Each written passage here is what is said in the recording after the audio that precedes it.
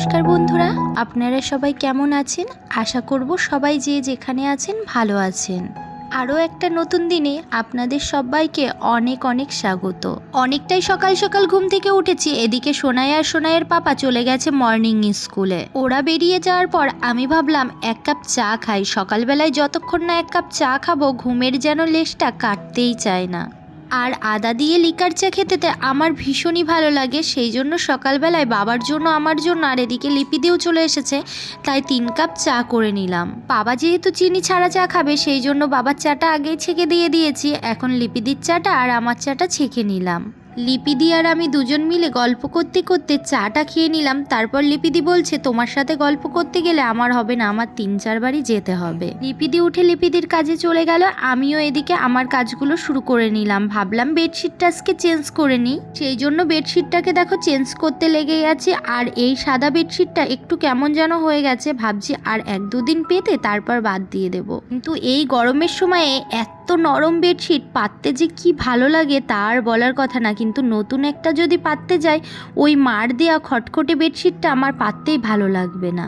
ওই যে কথায় আছে না, কিছু কিছু জিনিসের ওপরে মায়া পড়ে যায়, তো এই বেডশিটটা এত নরম, ওকে আমি ছাড়তেই পারছি না। তারপর সমস্ত বিছানাটা পাল্টে নিলাম, বালিশের কভারগুলোকেও পাল্টে নিলাম। যেহেতু আমাদের কারোরই খুব সকাল সকাল ওঠা অভ্যেস নেই, সেই জন্য না সোনাইয়ের স্কুল যেতে বেশ অসুবিধা হচ্ছে। অনেকটা টানা হিস্ট্রা করে টানাটানি করে তবেই জোরপূর্বক ওকে স্কুলে পাঠাতে হচ্ছে। আসলে সেইভাবে দোষটা ওকে দেওয়াও যায় না, কেননা আমাদের রাত্রে শুতে শুতে এতটাই দেরি হয়ে যায়, সেই জন্য ও সকালবেলায় উঠতেই চাইছে না। আমার ঘরের বেডশিটটা পাল্টে একদম পাতলা নরম একটা বেডশিট পেতে দিয়েছি। তারপর চলে এসেছি বাবার ঘরে, বাবার ঘরটা পরিষ্কার করতে। আর এই কাঁথাটা দেখছো, এটা আমার শাশুড়ি মায়ের হাতে সেলাই করা। দেখো কত সুন্দর হাতের কাজ, পুরো নিখুঁত ছোট্ট ছোট্ট করে কাজ করেছে। এত সুন্দর করে কাজ আমার দ্বারা তো কখনোই সম্ভব নয়। এই পৃথিবীতে একটা জিনিসের গ্যারেন্টি থাকলেও একটা মানুষের কিন্তু কোনো গ্যারেন্টি নেই। দেখো জিনিসটা যে তৈরি করেছিল তাকে আজ সারা পৃথিবীতে কোথাও খুঁজলে পাওয়াই যাবে না, কিন্তু তার হাতের জিনিসটা এখনো কি সুন্দর আছে। আমাদের বাড়িতে অনেক হাতে তৈরি করা কাঁথা আছে, কিন্তু আমার শ্বশুরমশাই এই কাঁথাটাকেই গায়ে দেয়, কেননা ওনাকে আমার শাশুড়ি মা এটা তৈরি করে গিফট করেছিল। তাই তোমাদের সাথে এই গল্পগুলো করতে করতে আমার অনেকগুলো কাজই হয়ে গেল। ঘরের সমস্ত শোকেসগুলোকে মুছে নিয়ে ঘরটাকে ভালো করে ঝাড় দিয়ে নিলাম। সকালবেলায় সোনাইকে স্কুল পাঠানোর আগে একবার বাসিটা ছাড়িয়ে দিয়েছি, এখন ভালো করে ঝাড় দিয়ে নিলাম, তাহলে লিপিদি মুছে নেবে। আর বারান্দার এই জায়গাটা দেখো, এখানটা দেখলে তোমাদের মনে হবে এখানটায় কোনো ঝড় বয়ে গেছে। আসলে কি বলো তো, সন্ধেবেলায় সোনাই এখানটাই খেলা করে, ওই জন্য এই জায়গাটা এত নোংরা হয়ে যায়। মাটির ফুলদানিটা অনেক কদিনই পরিষ্কার করা হচ্ছে না, সেই জন্য ভালো করে মুছে পরিষ্কার করে রাখলাম। এদিকে সোনাইকে স্কুলে রেখে সোনাইয়ের বাবা বাজার করে নিয়েও চলে এসেছে। আজকে একটু নিরামিষই রান্না করব। আমাদের বাড়িতে না সেইভাবে নিরামিষটা খাওয়াই হয় না, ভাবলাম আজকে একটু নিরামিষ করেই রান্না বান্না করি। বাজার থেকে বরমশাই নিয়ে এসেছে পনির। পনির খেতে আমি ভীষণ ভালোবাসি, আমার সোনাইও ভালোবাসে। আর কিন্তু আমার বর আর আমার শ্বশুরমশাই কিন্তু একটুও মুখেও দেবে না, জানো তো। আজকে সকালবেলায় সোনাইকে নিয়ে স্কুল যাওয়ার সময় বরমশাইকে বলেছি নিরামিষ রান্না করব, তাই দেখছি পনির নিয়ে এসেছে। আমিও এদিকে সমস্ত সবজিগুলো ভালো করে কাটাকাটি করে নিলাম। যেহেতু ও পনিরটা খাবে না, সেই জন্য পনিরে একটু বেশি করেই টমেটো দিলাম। এদিকে পনিরের রান্নার রেসিপিটা ভাবলাম তোমাদের সাথে একটু শেয়ার করি। একটা কড়া বসিয়ে দিয়েছি, তার মধ্যে দিয়ে দিয়েছি তেল। ওইদিকে তেলটা গরম হতে থাকুক, এদিকে আমি মশলাটা তৈরি করে নিই। আদা, জিরে, ধনে গুঁড়ো, লঙ্কা আর একটু দিয়েছিলাম টমেটো, তাই দিয়ে ভালো করে পেস্ট করে নিয়েছি। পনিরগুলোকে না হালকা করে ভেজে নিলাম। আমার যেন মনে হয় পনির ভাজা না হলে ভালোই লাগে না। ভেজে ওগুলোকে নুন জলে ডুবিয়ে রেখেছি। এদিকে আলুগুলো দিয়ে দিলাম তেলের ভেতরে, সেগুলোকে একটু ভাজা করে নিলাম। আলুগুলো ভাজা হয়ে গেলেই তেলের থেকে আলুগুলোকে একটু সাইড করে নিয়ে মাঝখানে ফোড়ন দিয়ে দিলাম তেজপাতা আর গোটা গরম মশলা। করে কেটে রাখা টমেটোগুলোও দিয়ে দিয়েছি। এদিকে দেখো পাশের গ্যাসে টক ডাল বসিয়েছিলাম, সেটাও হয়ে গেছে। ফোড়নগুলো একটু ভাজা ভাজা হয়ে গেলে মশলাটা দিয়ে দিলাম। ভালো করে মশলাটাকে বেশ ভালো করে কষিয়ে নিলাম। আর এই দেখো বলেছিলাম নুন জলে পনির ভিজিয়ে রেখেছি, নুন জলে পনির ভিজিয়ে রাখলে না পনিরের মধ্যে লবণটা বেশ ভালো ঢোকে। এদিকে মশলাটা আমার ভালো করে কষানো হয়ে গেছে, ওই নুন জল শুদ্ধ পনিরটাকে দিয়ে দিলাম। আর একটুখানি করে নিলাম লাল শাক। রান্নাগুলোকে বসিয়ে দিয়ে বাসনগুলোকে সমস্ত গুছিয়ে রাখলাম। বাসনগুলো আলিথালি হয়ে থাকলে ভালো লাগে না। এদিকে রান্না বান্নাও হয়ে গেছে।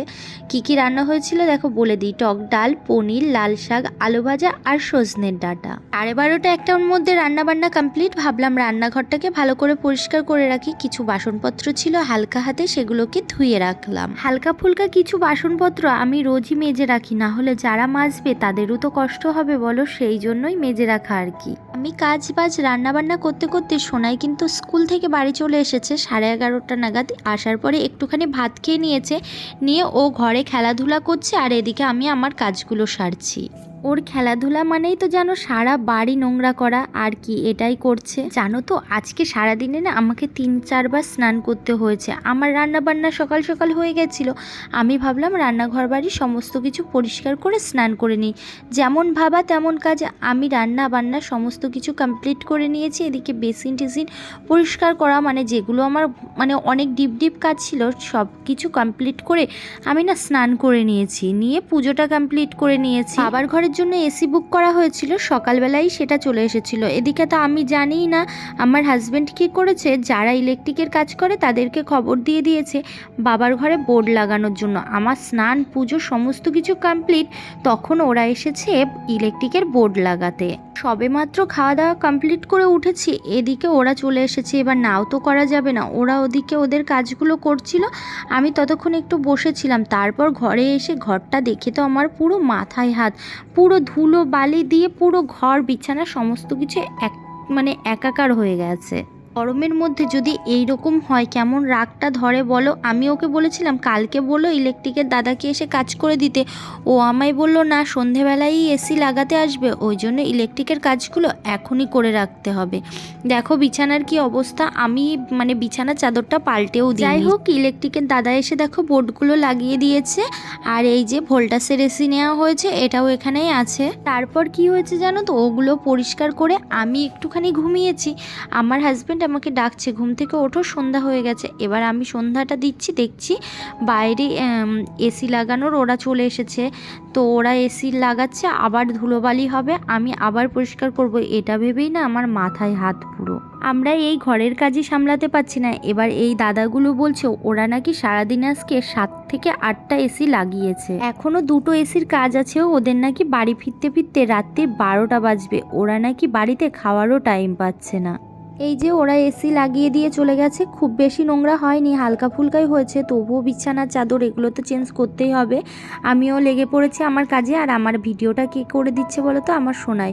এদিকে ভালো করে সমস্ত কিছু পরিষ্কার করে নিলাম, আর সব কিছুর উপরে না ধুলো ভর্তি হয়ে গেছে। একটা ঝাড়ুর মতো পেতে নিয়েছিল, সেই জন্য বিছানাতে বেশি হয়নি, কিন্তু ডিল করার সময় না চারিদিকে উড়ে উড়ে পড়েছে। আর এই দেখো একজন নাচ করছে, এসি চালিয়ে দিয়ে ওর মধ্যে নাচানাচি করছে।